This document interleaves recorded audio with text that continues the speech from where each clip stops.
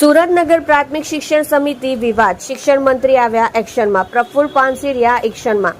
318 નંબરની શાળાના આચાર્યને બરતરફ કરવા આદેશ, સીઆરસીના 3 સભ્યોને નોટિસ આપવામાં આવી। સુરતના પાલનપુર વિસ્તારની ઘટના, સ્કૂલની બેદરકારી આવી સામે। શિક્ષણ સમિતિની પાલનપુરની શાળામાં 50 બાળકોને એલસી આપી દેવાયા। સુરતની સરકારી સ્કૂલની મોટી ભૂલ સામે આવી। પાલનપુર વિસ્તારની સરકારી શાળા નંબર 318ના આચાર્ય સામે વાલીઓમાં રોષ। બાળકોની સંખ્યા વધે તો બીજી પાળી શરૂ કરવી પડે એટલે બાળકોનું અહિત કર્યાનો આક્ષેપ।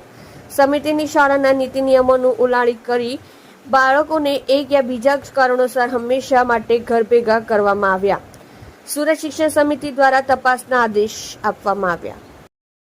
સુરત નગર પ્રાથમિક શિક્ષણ સમિતિ દ્વારા પાલનપુરમાં આવેલી શાળા નંબર 318માં આચાર્ય દ્વારા બાળકોને એલસી આપી દેવાની ઘટના સામે આવી હતી।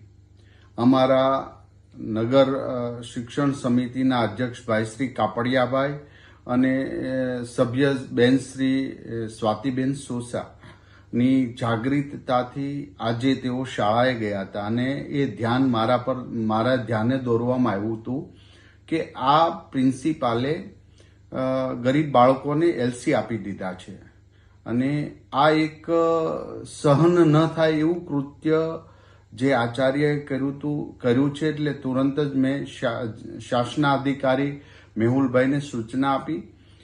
જિલ્લા શિક્ષણ સમિતિના નગર પ્રાથમિક શિક્ષણ સમિતિના અધ્યક્ષ કાપડિયાભાઈ સાથે રહીને એ આચાર્યને બરતરફ કરી દેવામાં આવ્યો છે।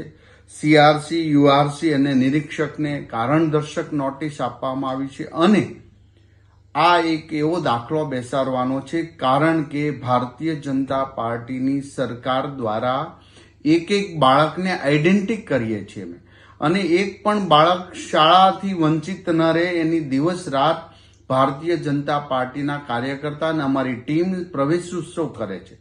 ત્યારે આવું કૃત્ય કરનાર આચાર્ય ખરેખર ખૂબ ગંભીર બાબતો ધ્યાને લઈ અને તરત બરતરફ કરી દેવાની મેં સૂચના આપી હતી અને જેનું અમલીકરણ થઈ ચૂક્યું છે।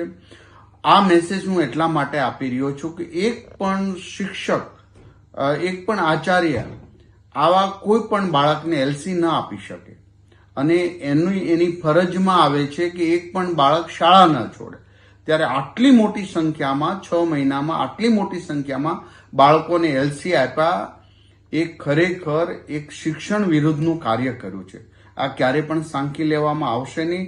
એની કમિટી બનાવવામાં આવી છે। પૂર્ણ રિપોર્ટ આવ્યા પછી કાયમિક માટે આ આચાર્યને એને પદથી દૂર કરી દેવામાં આવ્યા છે અને યુઆરસી, સીઆરસી અને નિરીક્ષકને પણ આ ધ્યાન નથી રાખવા બદલ પણ કારણદર્શક નોટિસ આપી છે। મારા નગર પ્રાથમિક શિક્ષણ સમિતિના દરેક સભ્ય સુરત શહેર માટે ખૂબ સારી કામગીરી કરી રહ્યા। મારી સુરત શહેરની અને ગુજરાતની અનેક શાળાઓ એવી છે કે જ્યાં આજે એડમિશન લેવા માટે પડાપડી થઈ રહી। આવા શિક્ષકો ખૂબ સારા કામગીરી કરી રહ્યા। ત્યારે આવો એકાદ વ્યક્તિ જ્યારે શિક્ષણને ન શોભે એવું કામગીરી કરી છે એ બદલ આ એક્શન લેવામાં આવ્યા છે ને એક પણ બાબતમાં અમે કચાશ રહેવા દેશું નહીં, એને છોડવામાં પણ નહીં આવે। આ એક સંદેશો આપીએ છીએ જેથી કરીને સારા શિક્ષકોને પ્રોત્સાહિત મળે અને સરકાર જે કામગીરી કરવા માંગે છે ગરીબ બાળકોને શિક્ષણ આપવામાં એ પૂરેપૂરું અમે અમલીકરણ કરીશું। ફરી વખત આવું કૃત્ય કરતા 10 વાર વિચારશે એટલા માટે આ કડક ડિસિઝન અમારે લેવું પડ્યું છે અને લઈને એનું અમલીકરણ અત્યારે રાત્રે કરી દેવામાં આવ્યું છે। અસ્તુ બેન મનુભાઈ સોસા છે, હું શિક્ષણ સમિતિની મેમ્બર છું। ગઈકાલે અમુક વાલીઓને મારા પર ફોન હતા કે અમારા બાળકોના સ્કૂલમાંથી એલસી આપી દેવામાં આવ્યા છે। ત્યારે મેં એ લોકોને એવું કીધું કે કંઈ વાંધો નહીં, તમે કાલે સ્કૂલમાં જજો, આવતીકાલે હું ફરીથી એડમિશન અપાવી દઉં છું। ત્યારે એ લોકોએ મને એવું કીધું કે ના બેન, એમ કે મારા સાથે અમુક 15-17 બીજા વિદ્યાર્થીઓ છે જેના પણ એલસી આપી દેવામાં આવ્યા છે। તો મેં કીધું ના, કદાચ એવું ના બને કારણ કે સામટા એટલા એલસી ના આપી શકાય। તો એવું કીધું ના, અઠવાડિયા 3-4 દિવસના ગાળામાં બધાને એલસી આપી દેવામાં આવ્યા છે। અને પછી સાંજે એ લોકો બધા ભેગા થયા હતા અને મને ત્યાં બોલાવી એટલે હું ત્યાં ગઈ એટલે જોયું તો 25-26 બાળકો એવા હતા કે જેના કોઈ એટલું મોટું કારણ હતું નહીં, છતાં પણ એને એલસી આપી દેવામાં આવ્યા હતા। એટલે પછી મેં બાળકોને અને એના માતા પિતાને આશ્વાસન આપ્યું કે તમે કોઈ ગભરાવાની જરૂરત નથી, હું આ બાળકોનું અહિત નહીં થવા દઈશ ને આવતીકાલે હું ફરીથી આ બાળકોને સ્કૂલમાં એડમિશન અપાવી દઈશ. અને આજે હું બાળકોને મેં સ્કૂલમાં લઈ ગઈ અને બધા બાળકોને એના માતા પિતા સાથે સ્કૂલમાં એડમિશન અપાવ્યા. અને પ્રિન્સિપલ પ્રત્યે મેં એક નોંધ મૂકી છે કે જો પ્રિન્સિપલ આમાં દોષી હોય તો એની પર કાયદેસરની કાર્યવાહી થવી જોઈએ, કારણ કે